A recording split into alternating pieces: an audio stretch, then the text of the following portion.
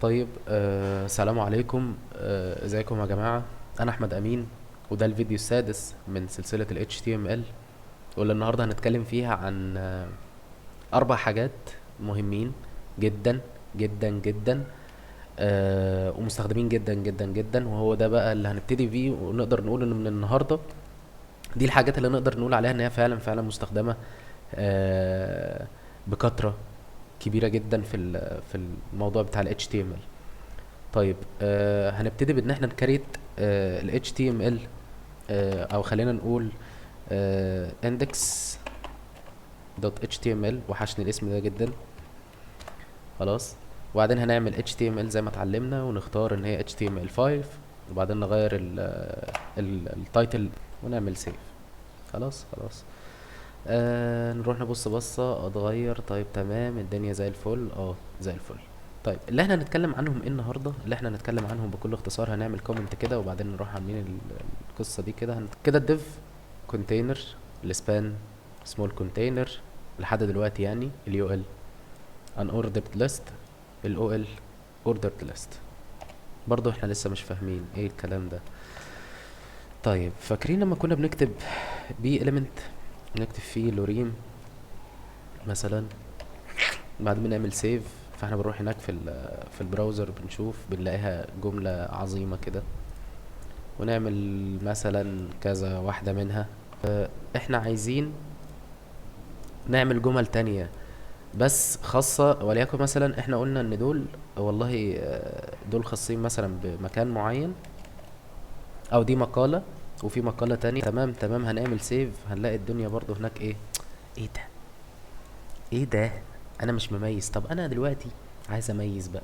التلاتة دول كده مختلفين تماما عن التلاتة دول، وليكن يعني. طيب اميزها ازاي؟ ماشي، عندنا بقى هنا بيجي دور الديف. هنعمل ديف، نروح حاطين فيه الحاجة بتاعتنا. خلاص.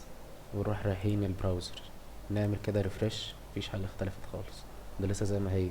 امال ايه الاختلاف وفين التمييز؟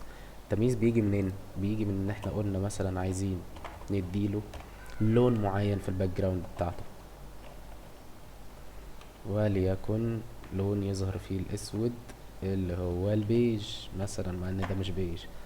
اسمع علينا اهو كده.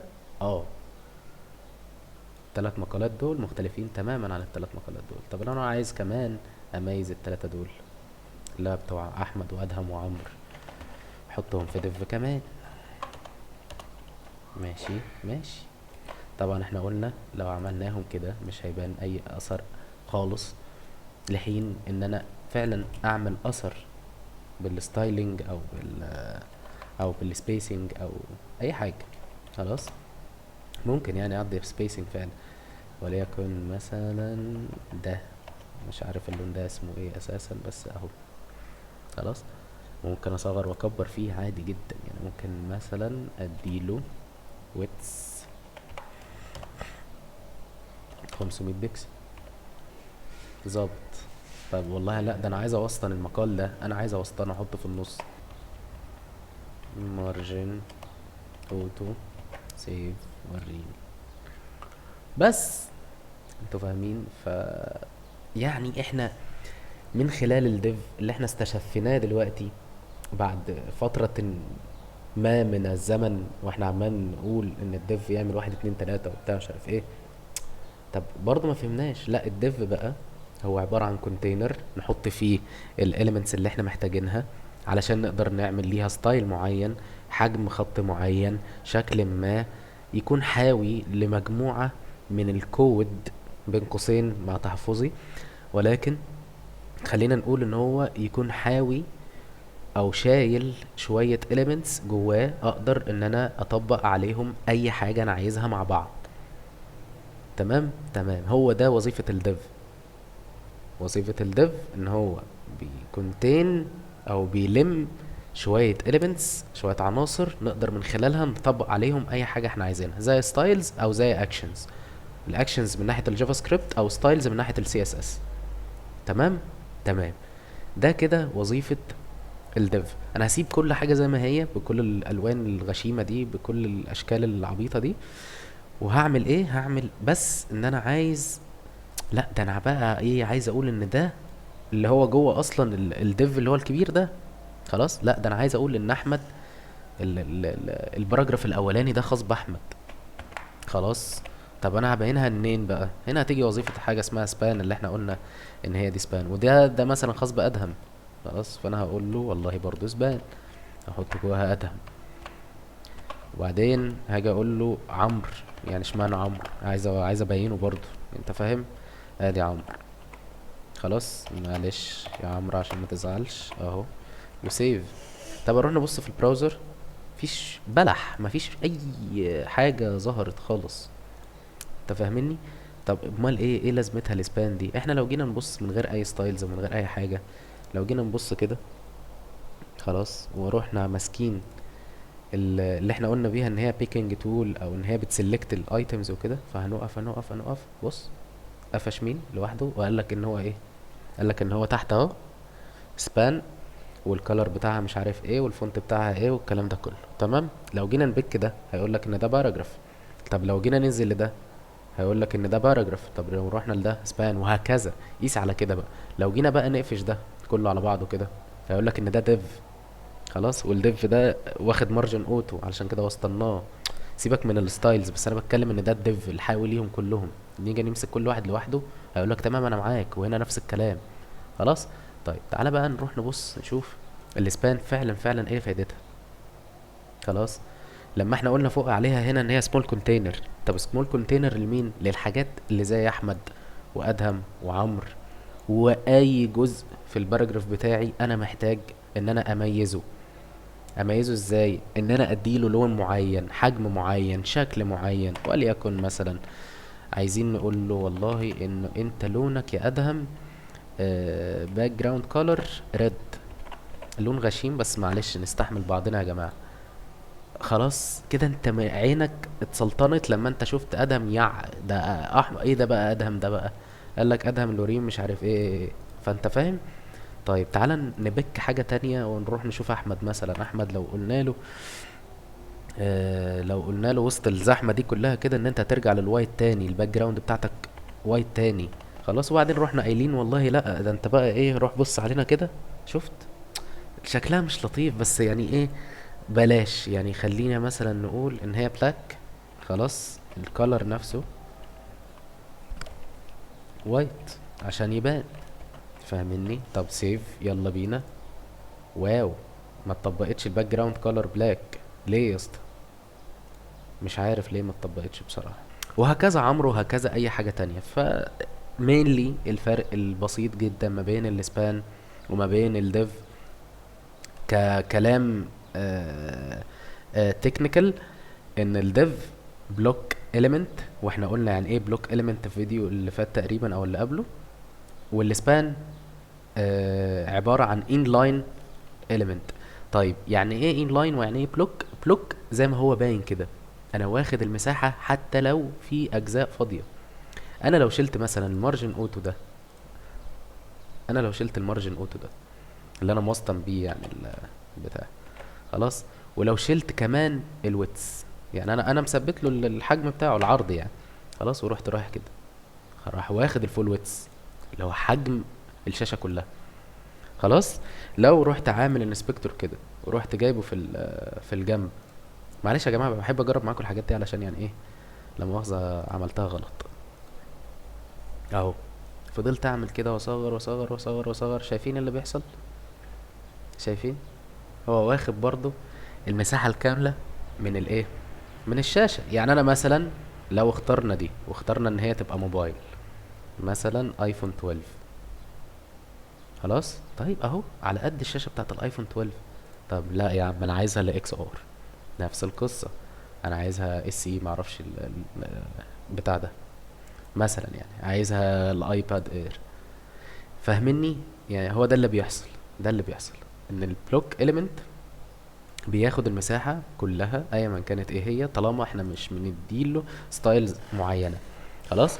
اما الانلاين الانلاين بياخد على قد الكونتنت اللي جواه فقط. يعني انا هنا مد السبان احمد بس، فبالتالي خدت احمد بس، حتى ما خدتش السبيسنج اللي بعده. فاهمني؟ يعني اهو لو كبرنا كده ما خدتش، شايفين السبيس اللي هي بالازرق دي؟ ما خدتش السبيس، فهي بتاخد على قد الاليمنت بس. طيب ننتقل للاوردر والان اوردرد ليست. ودي من اسمها، يعني احنا لو مسحنا الكونتنت اللذيذ ده كله ورحنا عاملين سيف ورحنا قايلين والله لا ده انا محتاج اعمل يو ال. يو ال هي الاختصار للان اوردرد ليست. ليه متسميه الاسم ده؟ هنشوف دلوقتي حالا ليه متسميه الاسم ده. طيب احنا عندنا عايزين نعمل لستة بالاسماء. احمد، ادهم، غلبناهم معانا النهارده، وعمرو برضه عشان ما يزعلش، وعندنا رباب.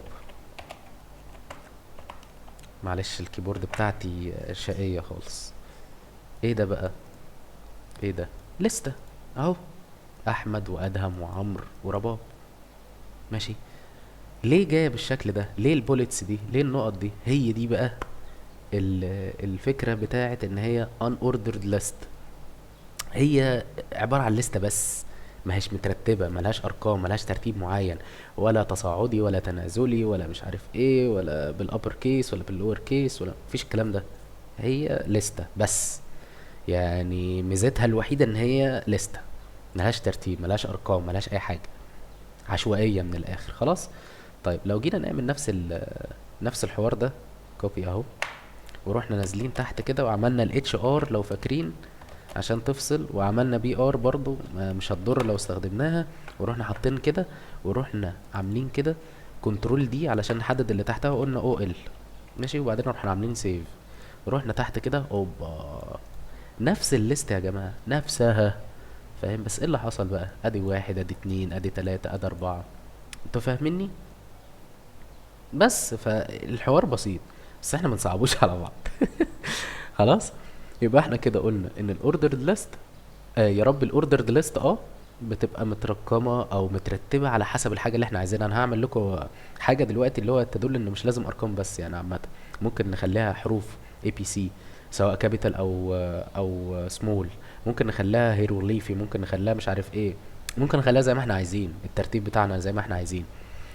انما الان اوردرد ليست او اللي هي آه من غير ترتيب، اللي هي مش مترتبة، هي كل ميزتها ان هي ليست، بنستخدمها علشان احنا نليست بيها حاجة معينة احنا عايزين نحطها في البراوزر بس، مش اكتر ولا اقل. بالمناسبة البوليتس دي كمان ممكن تتغير، ممكن نخليها نجمة، ممكن نخليها ايكون، فونت اوسم، فونت اوسم.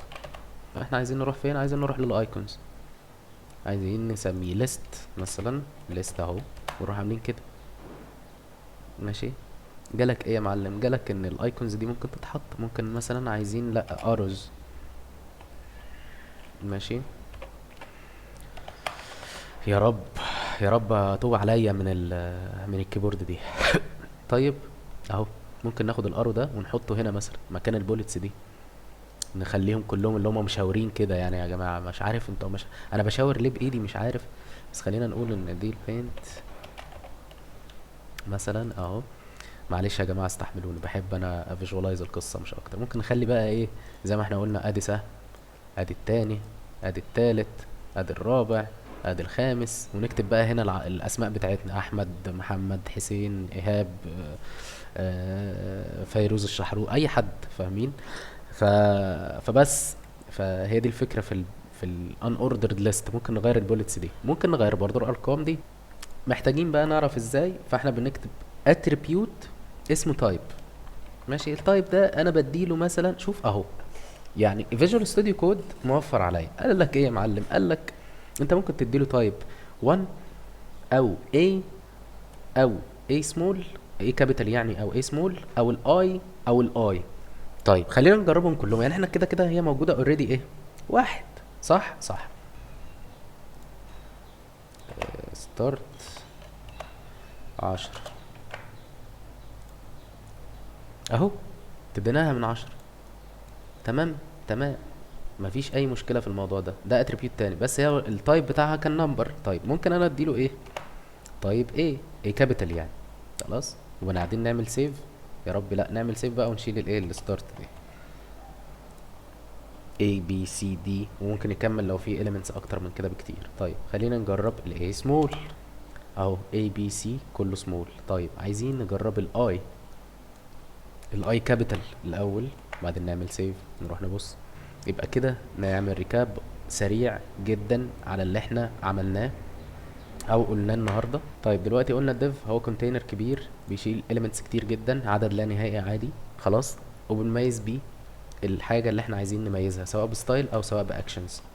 الستايلز قلنا متعلقه بحته السي اس اس، والاكشنز قلنا متعلقه بحته ايه؟ بحته اللي هو الجافا سكريبت. نفس الموضوع ممكن تعتبر ان السبان هي عباره عن ستيكر انت بتحطه. عارفين لما بيكون عندك مثلا بوكس جاي لك من امازون او غيره او غيره او غيره، فبيكون عليه ستيكرز او حاجه كده، او الليبل بتاعه بيكون عليه اسمك ورقم مش عارف ايه وبتاع. هو ده السبان، حاجه كده صغنطوطه خاصه ان انت تحطها لايه؟